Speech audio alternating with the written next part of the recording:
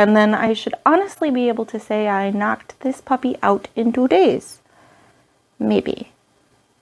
But if I say that out loud, then it's not going to happen.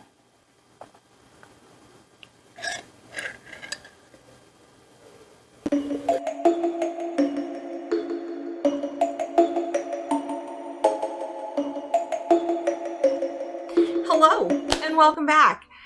This week I am jumping back into sewing. I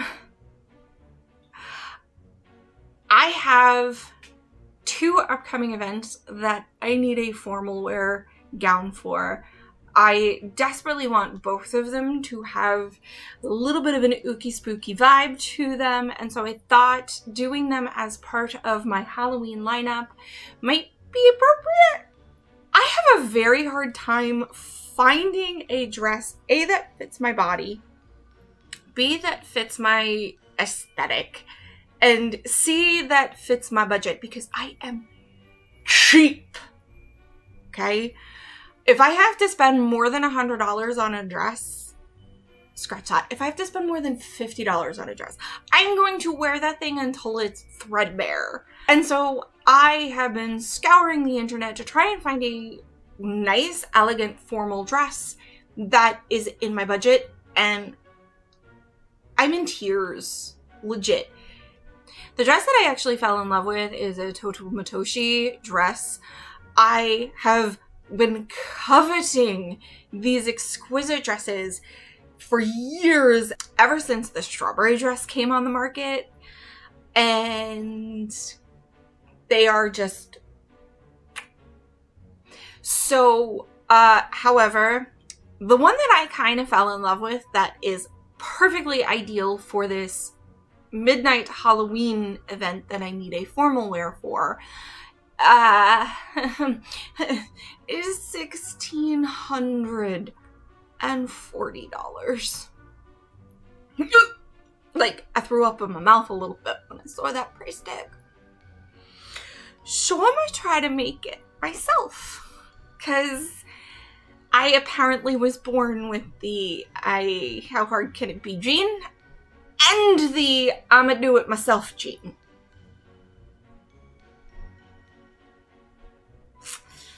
Yeah. I have made this dress, and the pattern of it is really similar to the lines of the Midnight Rose dress. I absolutely love the fit and the cut of this. The downside is, can you focus please? The cummerbund doesn't extend to the back, and the back is full, where the Matoshi dress is full open back with a really nice sexy V. So I'd have to make alterations to that one. This one I haven't made, and again, it will require less alterations though, because while the back also does not have the cummerbund, because it's a nice smooth one-piece back, it will be a whole lot easier to alter. And so methinks I'm going to try this one. It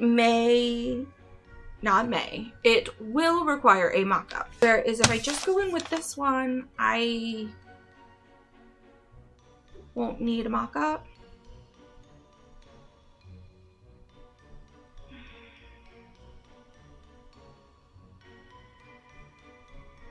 Teuta Matoshi dress does zipper up the back, and the buttons that are in the front, I'm pretty sure are just there for decoration.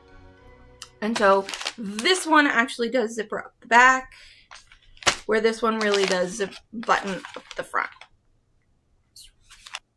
I could probably get away with using these sleeves, but going all the way to the ground with them, and that would be pretty easy.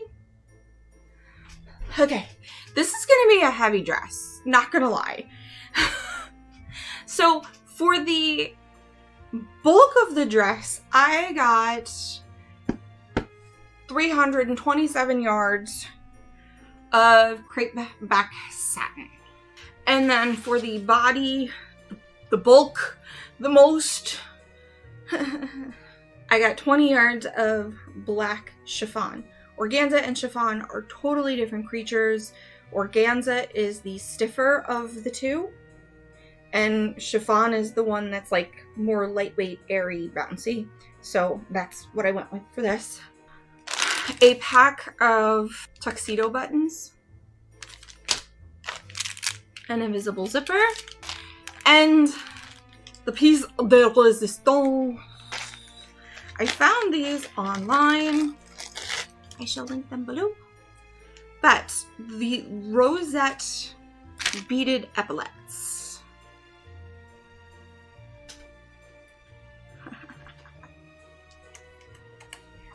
Pre-made. All I have to do is hand stitch them on.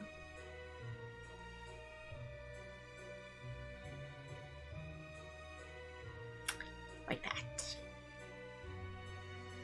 Okay, so now that I am processing in my brain, I think I'm going to go with this one, which means that I am going to have to make a mock-up. I hate making mock-ups. Okay, let's do it!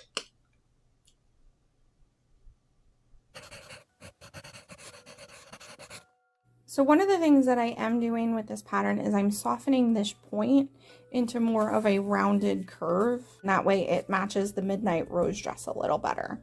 To make the rear cummerbund, I'm actually just using this back piece at the dimensions that I need so that it'll be the same width as the front part of the cummerbund.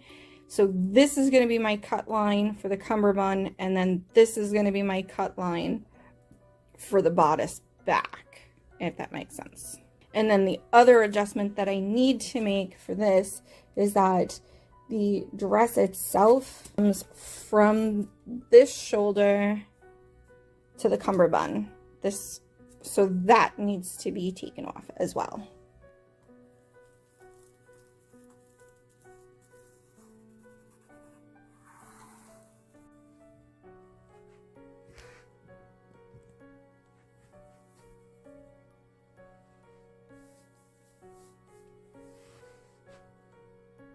So I am wearing the pasties that I plan on wearing with this dress. I have to reevaluate where they're going to sit. They're probably going to need to pivot this way more. It at least gives me an idea of how high my bust is going to be while wearing them. And I'm definitely still realizing that this particular shape is definitely not very accommodating to a D cup. And the reason is, like, I have about an 1.5-inch-ish of space.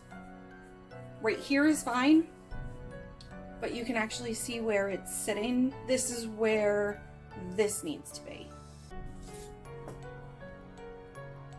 Yep, 1.5 inches. So I need to add 1.5 inches to the front of this piece.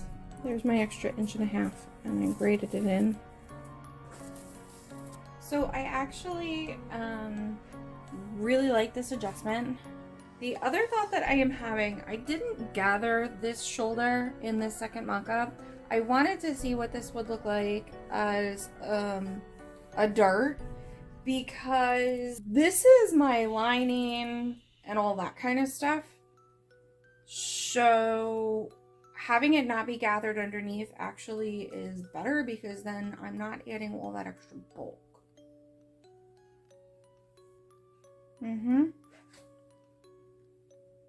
Yeah, I'm gonna make this a dart instead of gathered. All right, I actually feel confident enough to go in and actually make this out of my good fabric. Wish me luck. Okay, so I just measured out all of this. So if I cut 4 60-inch long panels out of my black satin for the skirt, which then leaves me 45, 46 inches to cut out my 4 bodice pieces, which is more than enough. To make this dress as economically and economically as friendly as possible, I used the same fabric as my lining layer, my interlining layer, and my pockets. And so of my 6 yards, this little fistful of crumbs is all I have left. Now onto the monster. At least cutting the skirts and cape sleeves out of this is going to be a whole lot easier because I can just tear it.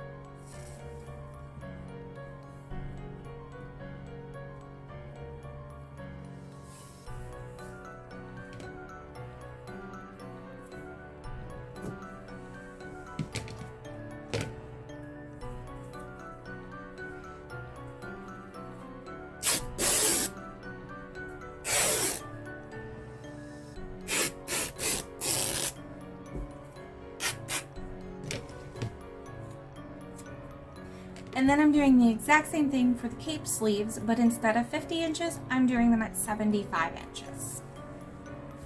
And now everything that's left over after tearing off my cape sleeves and my skirt pieces is to make the ruching that goes over my lining pieces. Okay, now that I have all of my darts in, I've got my interfacing attached to my lining pieces. I need to go in and manually line up all of the organza to get the ruffles and ridges exactly where I want them.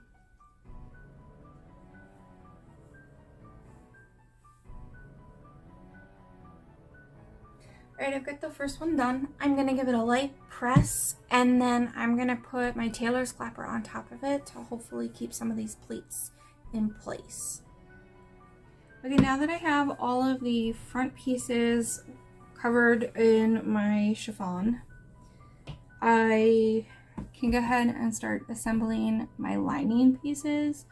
And so for these, it's the top pieces of the lining get attached directly to the top pieces of the bodice, and then the cummerbunds sandwich that bottom seam.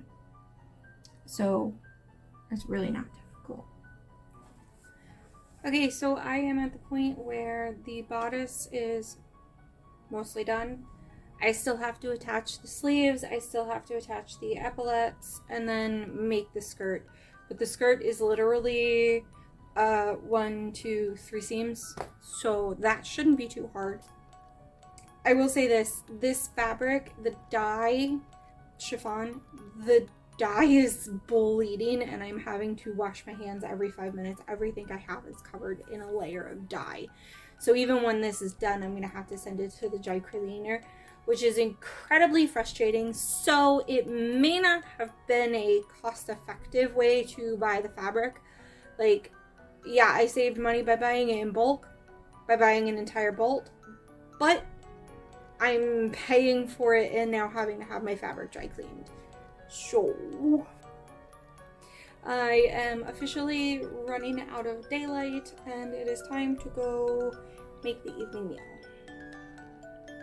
So I'll see you guys in the morning.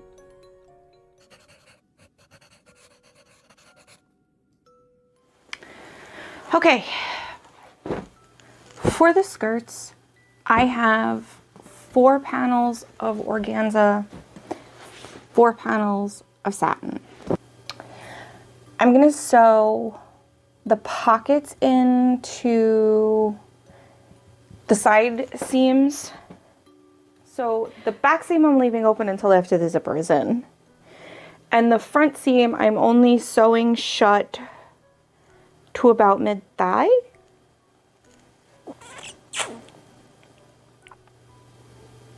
All right, just to make my life easier, I'm going to do this one step at a time because I am mentally struggling with processing my steps.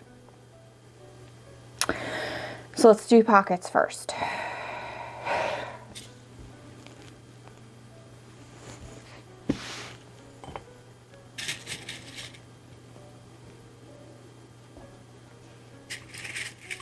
Once I got the pockets installed into the 2 side seams of the skirt panels, I realized very quickly that the amount of bulk that the gathering was going to add from this dress was going to be immense. So I ultimately opted to cut this down from 4 skirt panels to 2 skirt panels. That still gave me 127 inches of gathering space. You can actually see here that I placed the skirt panel that I had completed on my mannequin, and I stretched out one of the panels so that it was the entire back of my mannequin, while one of my panels was just the front corner, and it still had an ample amount of gathering space. To hem the skirt, I did a 1/4 of an inch roll hem on the entire 2 panels because it's going to be underneath the chiffon layer and it isn't going to be visible. I just wanted it to be structurally sound. So now that I have a nice pretty skirt tube, and I made the decision to only use 2 panels of the satin fabric for the lining, I have to open up the front for the slit and the back for the zipper. I'm just gonna cut it along the natural fold, like the fabric fold where it was on the bolt. I think even if it's not 100% perfect, it's good enough for me.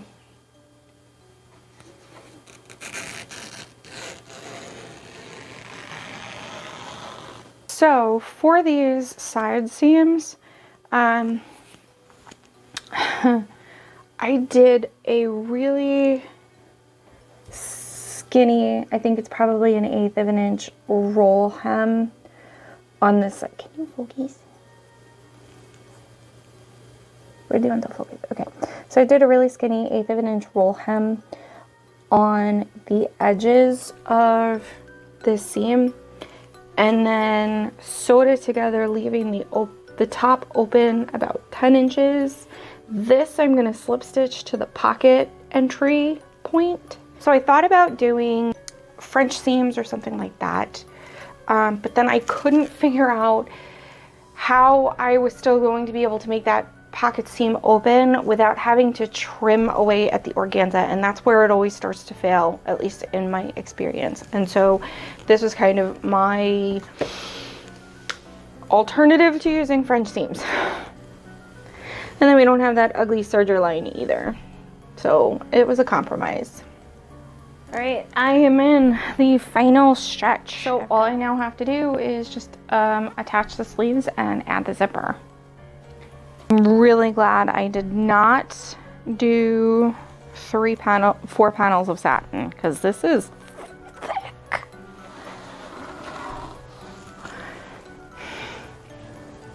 All right, back to the grindstone. To create my cape sleeves, I took the piece of chiffon that I cut to 75 inches and cut it in half down the long way, and then down 3 of the sides, so the 2 long sides, and then the bottom I did a scant 1/8 inch roll hem, just like I did on all of the skirt pieces. For up here, I'm using just the arm side portion. You guys can't see that. I'm using just the arm side portion of the sleeve pattern that came with this pattern. It's also smaller than I want it, so I'm going to cut it up the middle and just make it bigger. Oh, it's a ghost! And so now that is the arm side for the cape sleeve. And then the Midnight Rose cape sleeves are seamed to about the elbow, and then it's open from there. For me, my armpit to my elbow is 9 inches, so that's how far down I am going to sew these together. And then I'm just going to insert them into the arm side like I would a regular sleeve. All right, I think we're done. Well, all that's left is to put the zipper in the back. Right there. And at this point, my microphone was just dead. There was no weaning out process whatsoever. So this is the point at which I was saying that all that was left was to add the accoutrement that will be going onto the dress, such as the buttons and the epaulets on the shoulders. And that's all stuff that I did by hand. And so this is the point in the video at which I bid you all adieu, and I say I will see you in the reveal.